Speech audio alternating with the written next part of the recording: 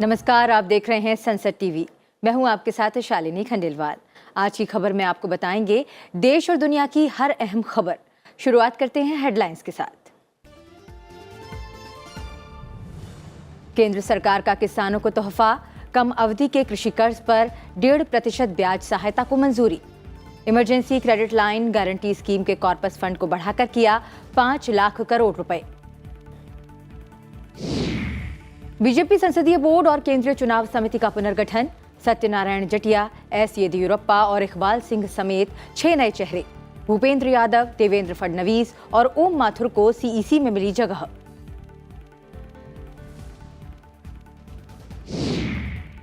Bangkok में Bharat Thailand संयुक्त आयोग की 9वीं बैठक। आर्थिक सुरक्षा, रक्षा, कनेक्टिविटी और स्वास्थ्य क्षेत्रों में संपर्कों को आगे बढ़ाने पर चर्चा। भारतीय समुदाय के लोगों से भी मिले विदेश मंत्री डॉक्टर एस जयशंकर। शेयर बाजार में तेजी का रुख जारी। सेंसेक्स में 418 अंक का उछाल, 4 महीने बाद फिर 60,000 के पार। 119 अंक उछला निफ्टी। ब्रेंट क्रूड में 0.13% की गिरावट। और ओडिशा के 17 जिलों में भारी बारिश की चेतावनी। राज्य में बाढ़ की चपेट में 2 लाख से ज्यादा लोग। आंध्र प्रदेश में नदियों के उफान से बाढ़ का खतरा। गुजरात और राजस्थान में भी भारी बारिश।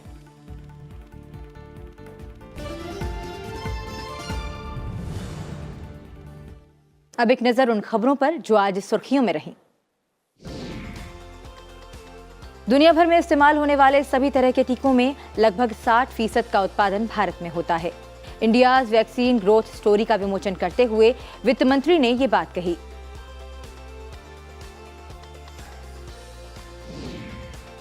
Decades India has of course made remarkable contribution. Nearly 60% of all the vaccines which are used in the world are produced in India.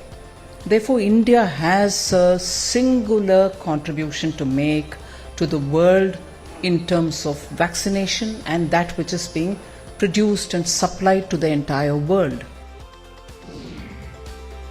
Delhi अग्निशमन सेवा ने सरकार के सेंट्रल विस्टा परियोजना के तहत बनाए जा रहे भवनों में अग्नि सुरक्षा प्रणाली के 7 प्रस्तावों को मंजूरी दे दी है। तमिलनाडु के मुख्यमंत्री एम.के. स्टालिन ने दिल्ली में राष्ट्रपति और उपराष्ट्रपति से मुलाकात की। इस दौरान डीएमके के वरिष्ठ नेता टी.आर. बालू भी मौजूद रहे।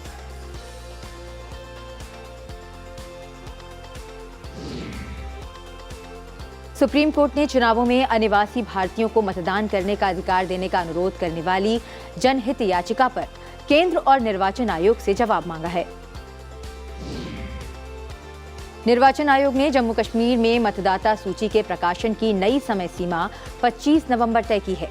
यहां पहली बार आधार कार्ड को मतदाता पहचान पत्र के साथ जोड़ा जाएगा।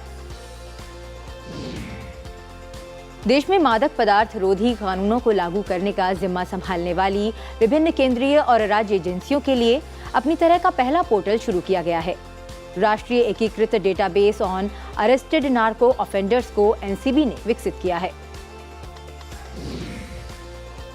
देश में कोविड-19 के 9,062 नए मामले सामने आए हैं। हालांकि उपचाराधीन मरीजों की संख्या कम होकर 1,05,058 हो गई है। नागर विमानन महानिदेशालय ने कोरोना के बढ़ते मामलों के बीच विमानन कंपनियों से उड़ानों के अंदर मास्क को अनिवार्य करने सहित कोविड-19 प्रोटोकॉल सख्ती से लागू करने का निर्देश दिया है। जम्मू कश्मीर के शोपियां के कुटपोरा में तलाशी अभियान के दौरान सुरक्षा बलों पर आतंकियों ने ग्रेनेड से हमला किया। सुरक्षा बलों ने भारी मात्रा में गोला बारूद बरामद किया।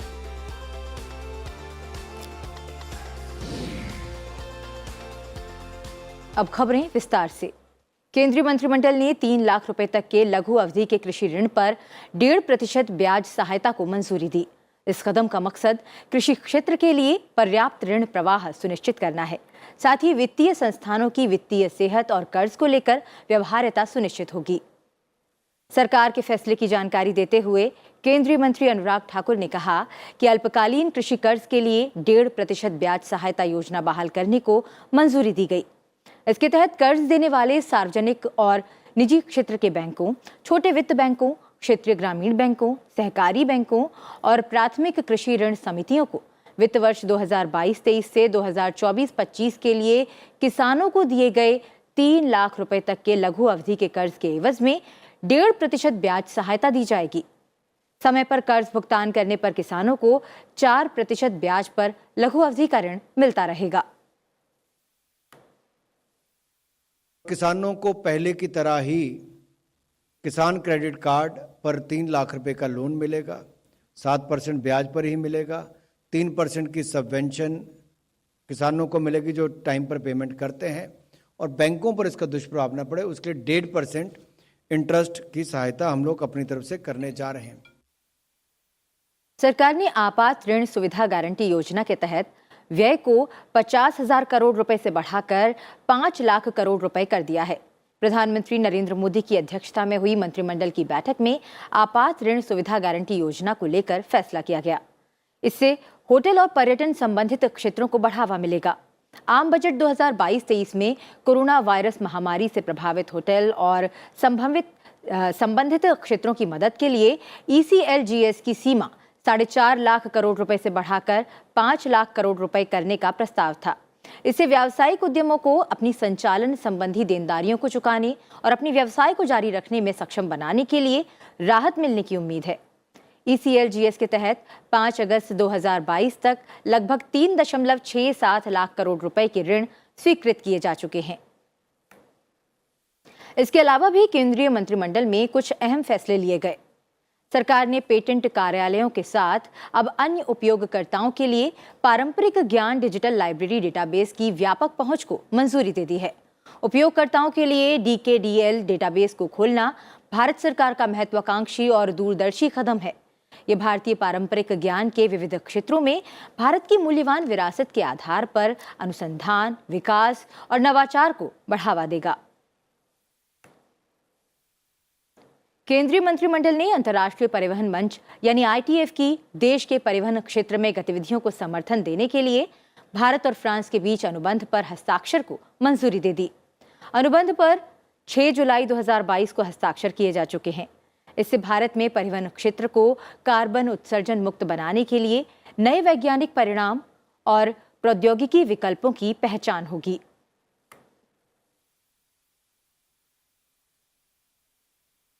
इस पर ज्यादा जानकारी के लिए हमारे साथ जुड़ गए हैं संवाददाता अखिलेश सुमन। अखिलेश, कैबिनेट ने किसानों को कृषि ऋण पर ब्याज सहायता समेत कई अहम फैसले लिए हैं। इनसे देश और देशवासियों को क्या लाभ मिलेगा? देखिए, निश्चित तौर पे जो पोस्ट कोविड जिसके कहते हैं कि पोस्ट कोविड जो हम तैयारी कर रहे हैं, जिसमें कि कोविड के समय में जो घाटा हुआ था, चाहे वो किसान हो या उद्यमी हो, उसके अलावा क्या उनको सुविधाएं दी जा सकती है ताकि वो पुरानी स्थिति में आ जाएं, और उसके अलावा आगे उनके निवेश और उनके उद्यम को किस तरह से बढ़ावा जा सकता है, इसके लिए प्रोत्साहन मिले। और इसी दिशा में ये जो आपने चीज़ें बढ़ाई उसमें एक बहुत ही महत्वपूर्ण है जो डेटाबेस, जो डिजिटल लाइब्रेरी की बात है, traditional knowledge digital library TKDL, और वो एक बहुत ही महत्वपूर्ण है क्योंकि देखिए 2020 में जब नई शिक्षा नीति आई और नई शिक्षा नीति के तहत भारतीय ज्ञान परंपरा को स्थापित करने, उसको प्रमोट करने, और इसके तहत एक और भी बात ये थी कि बहुत सारी जो ज्ञान परंपराएं हैं, जो ज्ञान है खास तौर पे जो ट्रेडिशनल मेडिसिन के क्षेत्र में, वो अगर छुपा के रखेंगे तो किसी को एक तो पता नहीं चलेगा और उसके बाद उसके चोरी की संभावनाएं होती हैं। और ये जो TKDL है हमारे यहाँ बना हुआ है और 5 अंतर्राष्ट्रीय भाषाओं में जो है ये उपलब्ध है। इंग्लिश है, जर्मन है, फ्रेंच है, जापानीज और स्पेनिश है। और इस तरह के डेटाबेस को अगर हम केवल 14 अंतर्राष्ट्रीय ऐसे पेटेंट ऑफिस है वहीं तक सीमित है, तो सरकार ने आज के निर्णय द्वारा यह बताया है और इस बात की छूट दी है कि कोई एक पेमेंट करने के बाद कोई भी यूजर इसका उपयोग कर सकेगा। इसमें रिसर्चर हो, इसमें व्यापारी हो, व्यवसायी हो, इसके अलावा इसमें जिस तरह के जो लोग हैं वो चाहे तो अपने नॉलेज को पेटेंट कराने के पहले एक तो वो चेक कर ले कि वो पता चले कि हाँ इस तरह की चीज़ें पेटेंट हुई है या नहीं हुई है। दुनिया में अगर हमारे पेटेंट की चोरी की संभावना है तो उसको भी रोका जा सकता है। उसके अलावा भारतीय ज्ञान परंपरा को और बढ़ाकर उसे इतना व्यापक बनाया जा सकता है ताकि आम लोग भी अपनी ज्ञान परंपरा को समझ सके और उससे साथ अपने को जोड़ सके। तो इस निर्णय के द्वारा देखिए एक भारत सरकार ने एक ऐसी व्यवस्था की है कि जो हमारा जो इस क्षेत्र में जो हमने काफ़ी उपलब्धि हासिल की है वो उपलब्धि पूरी दुनिया को जाए और इसमें यथासंभव हो जो चोरी को रोका जा सके। जी अखिलेश, धन्यवाद इस जानकारी के लिए और उम्मीद करते हैं कि सरकार के इस फैसले से जो देश की ज्ञान परंपरा है वो पूरी दुनिया तक पहुंचेगी और इसका विस्तार होगा। बढ़ते हैं आगे। बीजेपी ने सर्वोच्च नीति निर्धारक इकाई, संसदीय बोर्ड और चुनावी टिकटों के बंटवारे के लिहाज से सबसे अहम केंद्रीय चुनाव समिति का पुनर्गठन किया है। संसदीय बोर्ड में कर्नाटक के पूर्व मुख्यमंत्री BS येदियुरप्पा और केंद्रीय मंत्री सर्बानंद सोनोवाल समेत 6 नए चेहरों को शामिल किया गया। राज्यसभा सदस्य और पार्टी OBC मोर्चा के राष्ट्रीय अध्यक्ष K लक्ष्मण, अल्पसंख्यक आयोग के अध्यक्ष इकबाल सिंह लालपुरा, पूर्व सांसद सुधा यादव और पूर्व केंद्रीय मंत्री सत्यनारायण जटिया को संसदीय बोर्ड का सदस्य बनाया गया है। पार्टी अध्यक्ष JP नड्डा के अलावा प्रधानमंत्री नरेंद्र मोदी, केंद्रीय गृह मंत्री अमित शाह, रक्षा मंत्री राजनाथ सिंह और संगठन महामंत्री BL संतोष पहले से ही संसदीय बोर्ड के सदस्य हैं। महिलाओं के प्रतिनिधि के तौर पर सुधा यादव को इसमें शामिल किया गया है, जबकि K लक्ष्मण OBC समुदाय से आते हैं और वो तेलंगाना से ताल्लुक रखते हैं। वहीं नई केंद्रीय चुनाव समिति में संसदीय बोर्ड के सभी सदस्यों के अलावा केंद्रीय मंत्री भूपेंद्र यादव, महाराष्ट्र के उप मुख्यमंत्री देवेंद्र फडणवीस और पूर्व राष्ट्रीय महासचिव ओम माथुर को जगह दी गई है। पार्टी की महिला मोर्चा की अध्यक्ष वनथी श्रीनिवासन केंद्रीय चुनाव समिति की पदेन सदस्य बनी रहेंगी। भारत और थाईलैंड संयुक्त आयोग की 9वीं बैठक बैंकॉक में हुई। विदेश मंत्री डॉक्टर S जयशंकर और थाईलैंड के उप प्रधानमंत्री और विदेश मंत्री डॉन प्रमुदविनई ने बैठक की अध्यक्षता की। इस दौरान दोनों नेताओं ने राजनीतिक, आर्थिक, सुरक्षा, रक्षा, संपर्क और स्वास्थ्य क्षेत्र में द्विपक्षीय संपर्कों को आगे बढ़ाने पर चर्चा की। दोनों नेताओं ने म्यांमार की स्थिति पर भी चर्चा की और हिंद प्रशांत क्षेत्र को लेकर भारत के दृष्टिकोण को साझा किया।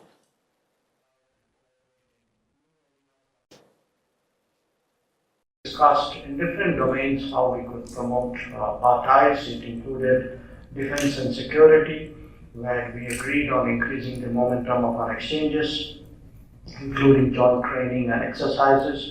We recognized the importance of further cooperation in the field of ICT, including cybersecurity, and resolved to work there as well. Where bilateral trade is concerned, again you heard from my counterpart that we are today approaching a volume of $15 billion. But again, we have set some ambitious targets in the years ahead. इससे पहले मंगलवार को विदेश मंत्री ने भारतीय समुदाय से मुलाकात के साथ थाईलैंड यात्रा की शुरुआत की। बैंकॉक में भारतीय समुदाय को संबोधित करते हुए विदेश मंत्री ने रूस यूक्रेन संघर्ष के कारण दुनिया भर में ईंधन की बढ़ती कीमतों और देश के हित में रूस से कच्चे तेल के आयात के भारत के निर्णय का बचाव किया। विदेश मंत्री ने कहा कि भारत की विदेश नीति के प्रमुख स्तंभ के रूप में आसियान के साथ भारत की साझेदारी मजबूत हुई है। उपराष्ट्रपति जगदीप धनखड़ थे नेताओं के मुलाकात का दौर जारी है। राज्यसभा सदस्य मुकुल वासनिक ने उपराष्ट्रपति निवास में उपराष्ट्रपति जगदीप धनखड़ से मुलाकात की। राज्यसभा सदस्य M थंबीदुरई ने भी मुलाकात कर उन्हें बधाई दी।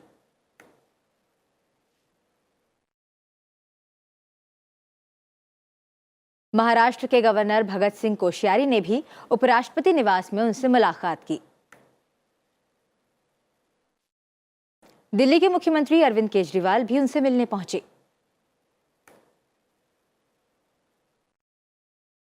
उपराष्ट्रपति जगदीप धनखड़ ने लोकसभा अध्यक्ष ओम बिरला के साथ नए संसद भवन स्थल का दौरा किया।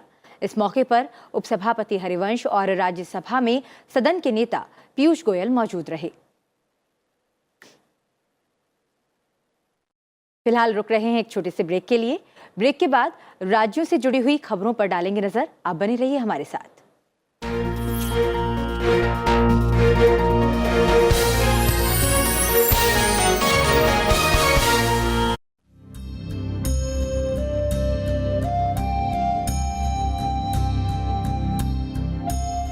India became free 75 years ago. We all know we have fundamental rights. Do you also know that we have fundamental duties? the duty towards our nation, to abide by the Constitution and respect its ideals and institutions, the national flag and the national anthem.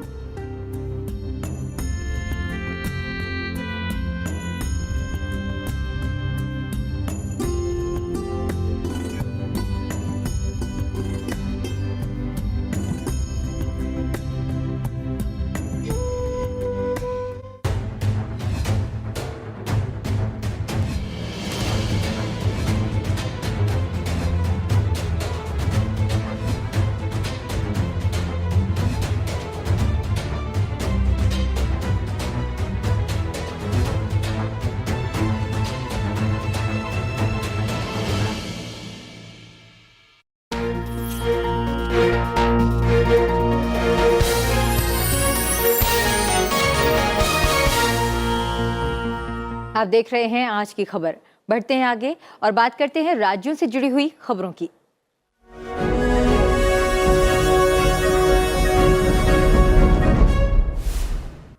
Himachal Pradesh से कांग्रेस के विधायक पवन कुमार काजल और लखविंदर सिंह राणा बुधवार को BJP में शामिल हो गए। काजल कांगड़ा विधानसभा क्षेत्र से विधायक हैं, वहीं राणा नालागढ़ से विधायक हैं। महाराष्ट्र के उप मुख्यमंत्री देवेंद्र फडणवीस को राज्य विधान परिषद में सदन का नेता नियुक्त किया गया है। मॉनसून सत्र के पहले दिन मुख्यमंत्री ने कैबिनेट में शामिल नए सदस्यों का परिचय कराते हुए ये घोषणा की। जम्मू कश्मीर के उपराज्यपाल मनोज सिन्हा ने पहलगाम में बस हादसे में वीर गति को प्राप्त आईटीबीपी के जवानों को श्रद्धांजलि दी। हादसे में 7 जवान शहीद हो गए थे। दिल्ली के मुख्यमंत्री अरविंद केजरीवाल ने मेक इंडिया नंबर 1 अभियान शुरू किया। उन्होंने कहा कि इसके लिए स्कूल, अस्पताल, युवाओं को रोजगार और महिलाओं को समान अधिकार देना जरूरी है। उत्तर प्रदेश के मुख्यमंत्री योगी आदित्यनाथ ने सहारनपुर में शाकुंभरी देवी विश्वविद्यालय के निर्माण कार्य का निरीक्षण किया। 1984 में ऑपरेशन मेघदूत में तैनाती के दौरान वीरगति को प्राप्त LN के चंद्रशेखर के पार्थिव शरीर को हल्द्वानी में उनके घर लाया गया। मुख्यमंत्री पुष्कर सिंह धामी ने उनको श्रद्धांजलि अर्पित की।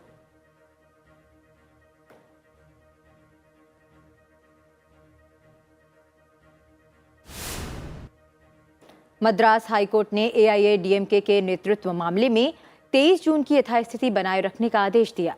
अदालत ने के पलानीस्वामी को अंतरिम प्रमुख चुनने के आम परिषद के 11 जुलाई के फैसले को अवैध करार दिया। बिहार में कानून मंत्री और आरजेडी विधायक कार्तिकेय सिंह विवादों में घिर गए हैं। आरोप है कि उनके खिलाफ कोर्ट ने सरेंडर वारंट जारी किया है। शोपियां में एक कश्मीरी पंडित की हत्या में शामिल आतंकवादी आदिल वानी के मकान को कुर्क करने की प्रक्रिया शुरू हो गई है। साथ ही उसके रिश्तेदार को गिरफ्तार किया गया है। CUET स्नातक के चौथे चरण की परीक्षा शुरू हो गई है। इसमें करीब 3,60,000 परीक्षार्थी शामिल हुए। सभी केंद्रीय विश्वविद्यालयों में स्नातक पाठ्यक्रम में दाखिले के लिए परीक्षा हो रही है। केरल में 5 दिवसीय चिंगम पूजा और अनुष्ठान के लिए प्रसिद्ध भगवान अयप्पा मंदिर के द्वार खोल दिए गए हैं, जिसके बाद वहां श्रद्धालुओं की भीड़ उमड़ पड़ी।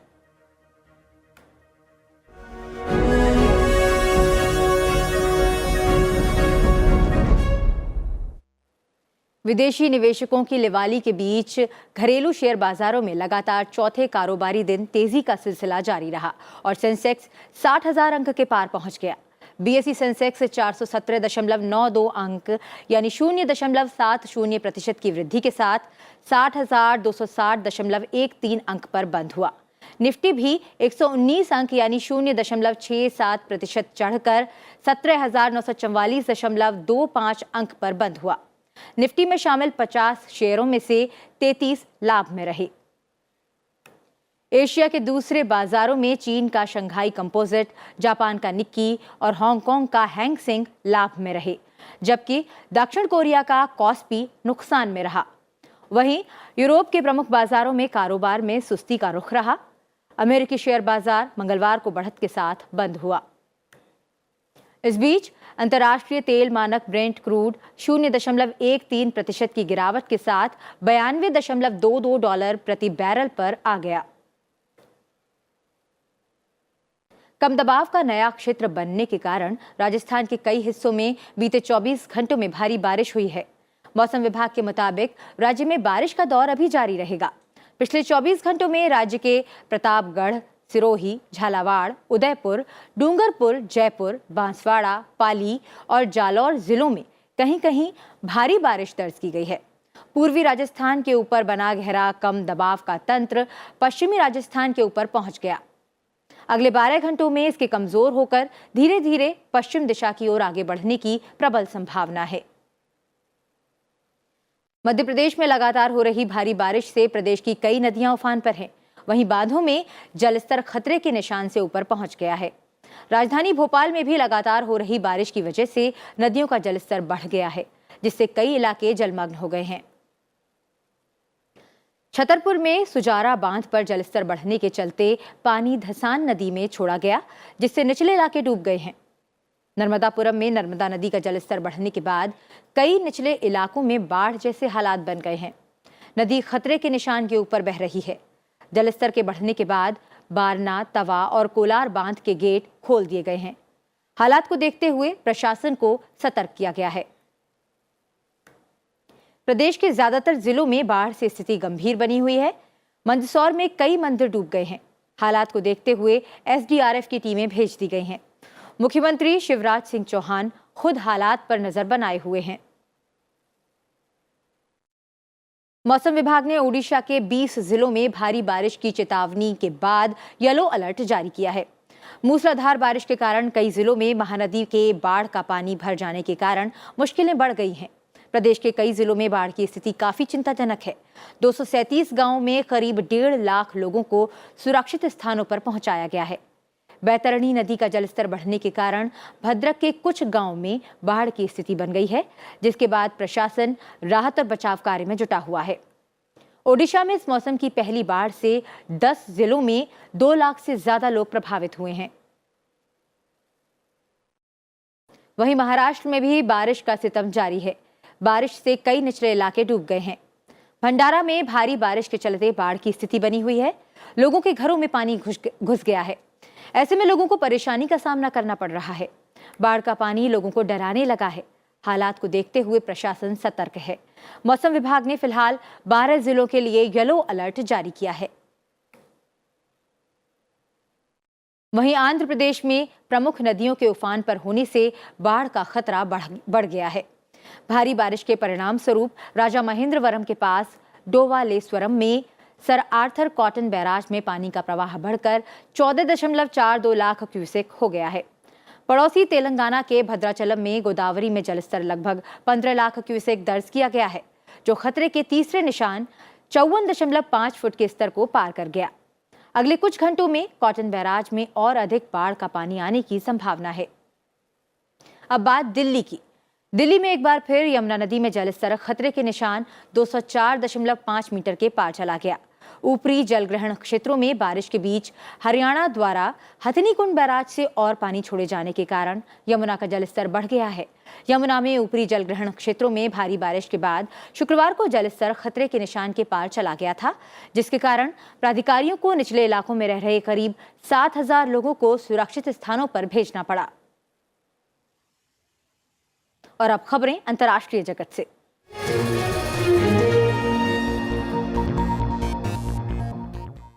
राष्ट्रपति जो बाइडेन ने डेमोक्रेटिक पार्टी के ऐतिहासिक जलवायु परिवर्तन और स्वास्थ्य देखभाल विधेयक पर हस्ताक्षर कर इसे कानून का रूप दे दिया। कानून में जलवायु परिवर्तन से लड़ने के लिए अब तक के इतिहास में सबसे अहम संघीय निवेश शामिल है। यह अनुमानित 1.3 करोड़ अमेरिकियों को कोरोना महामारी के दौरान प्रदान की जाने वाली सब्सिडी का विस्तार करके स्वास्थ्य देखभाल बीमा के लिए भुगतान करने में भी मदद करेगा। इस कदम के लिए भुगतान बड़ी कंपनियों पर नए कर लगाकर और आर्थिक रूप से संपन्न व्यक्तियों और संस्थाओं के IRS प्रवर्तन को बढ़ाकर किया जाना है। अतिरिक्त धन से संघीय घाटे को कम किया जाएगा। ब्रसेल्स में 18,000 वर्ग फुट में 4 लाख से ज्यादा फूलों की कालीन बनाई गई है, जिसमें गर्मी रोधी पौधे भी शामिल हैं। चलते चलते आपको छोड़ जाते हैं इन विशेष तस्वीरों के साथ। आप देखते रहिए सनसेट टीवी और मुझे दीजिए इजाजत। नमस्कार।